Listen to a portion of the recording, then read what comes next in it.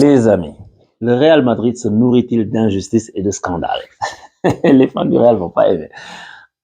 Souvenez-vous, déjà en 1960, le Real a obtenu un penalty. J'ai jamais vu un penalty comme ça de toute ma vie. Finale de Ligue des Champions 1960 contre Francfort. It is a penalty, and it's Ferenc Puskas going to take it.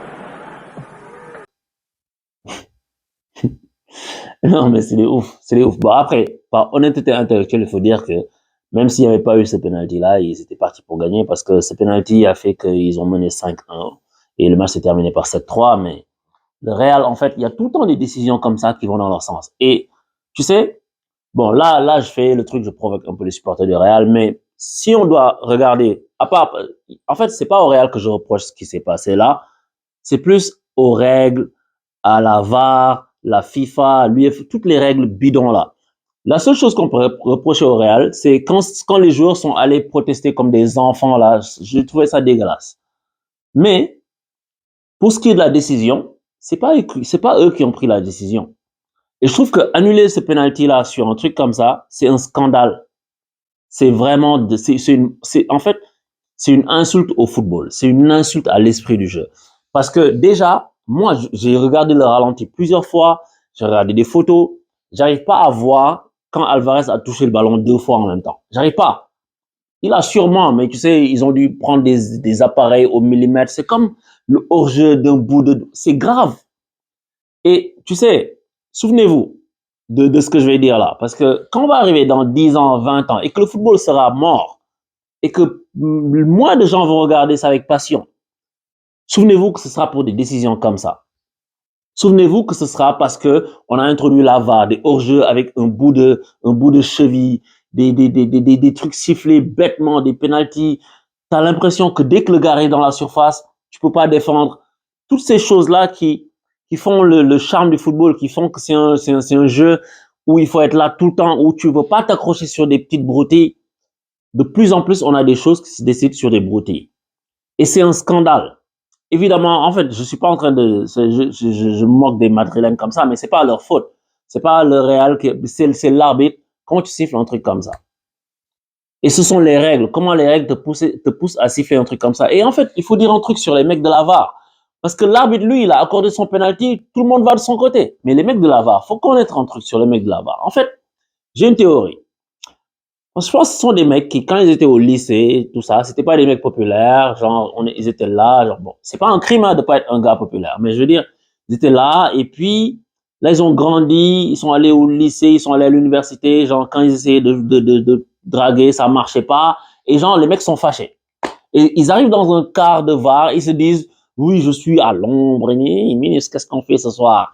Et genre, ils sont là, ils se sentent puissants, et ils veulent, en fait, ils veulent faire sentir leur puissance, en fait, sur les matchs. Alors que les gars sont là pour, genre, s'il y a un truc scandaleux, le catcher, non. Ils veulent être des acteurs à part entière du jeu. Et moi, ça me bute. Un truc aussi insignifiant, ils vont aller chercher des trucs à dire pour qu'on ait, les mecs de la VAR a décidé. Je suis sûr, il rentre chez lui, le gars, il se regarde dans le miroir, il est là, il bande les muscles, tout ça, il bombe le torse, mais c'est dingue, c'est dingue d'annuler un penalty comme ça, c'est dingue. Et même si Julian Alvarez aurait touché d'un millième de centilitres, de centimètres, de millilitres, mec, il y a la loi et l'esprit de la loi. C'est pas pour rien. C'est Montesquieu qui a écrit de l'esprit des lois, d'ailleurs. Mais je veux dire, il y a le jeu et l'esprit du jeu. Ça, c'est pas l'esprit du jeu.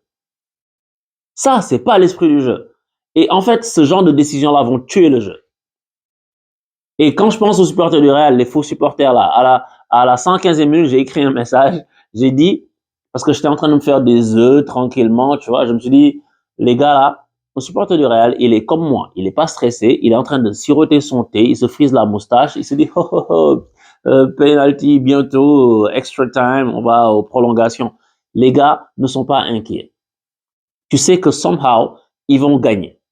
Ils sont là, tu les malmènes, si tu marques pas, il faut marquer à la 90e pour gagner. En fait, il y a quelque chose dans ce club dont je suis fatigué de parler, qui nous enquiquine tous. Et voilà, ils peuvent pas gagner à toutes les années quand même. C'est ric-rac, alors que Ils sont des joueurs qui sont pas bons aujourd'hui. Tu regardes Vinicius qui n'a pas fait un grand match. Tu regardes Mbappé qui n'est pas un neuf.